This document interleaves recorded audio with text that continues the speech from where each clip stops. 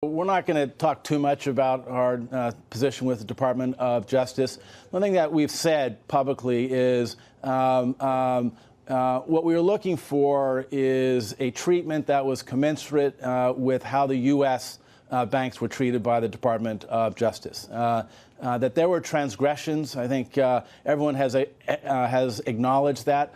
But as an American, I think what was important is, let us be treated fairly with how the U.S. Banks were treated, and if we are treated on that basis, we hope to settle with the Department of Justice. What's the ambition for the investment bank, particularly here in the U.S.? Can you be as storied as Lehman Brothers once was at its peak in American investment banking history? We want to be one of the most well-regarded financial institutions in the world. I think our reputation for conduct and how the type of business we do is what's most important to us.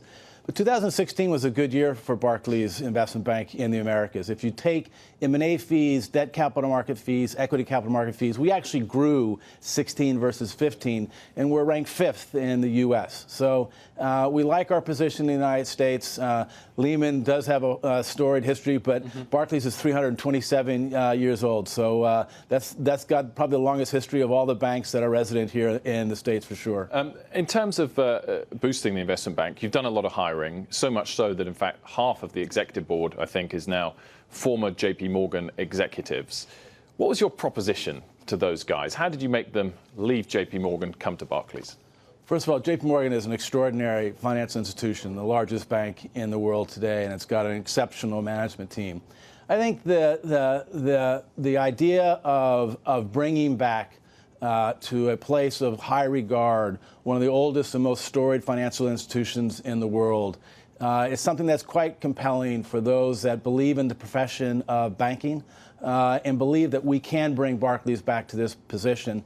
It's also a number of people that I worked with quite closely at JPMORGAN. I think it's a great team. I think we relied on each other in the past, and I think we look forward to dealing with this challenge collectively with our friends and people who have been at Barclays for a long time. I think it's a great management team, and I look forward to delivering what Barclays is capable of delivering. Did it rustle some feathers at JPMORGAN? Is it true that Jamie Dimon rang your chairman to try and encourage him to stop hiring former executives? Again, I think JPMORGAN's got one of the best management teams out there. Jamie is arguably the best CEO of our generation in banking. I think they'll be fine. What did you learn from Jamie Dimon? As you said, he was your CEO for nearly 10 years, about 8 years, I think. What did he teach you? That's a good question, Wilf. One, lock down your strategy and believe in it, and then execute on it. The importance of a management team. The importance of a CEO dealing with all the important constituencies, from shareholders to board members to the press, to analysts, to bankers, to clients, to customers.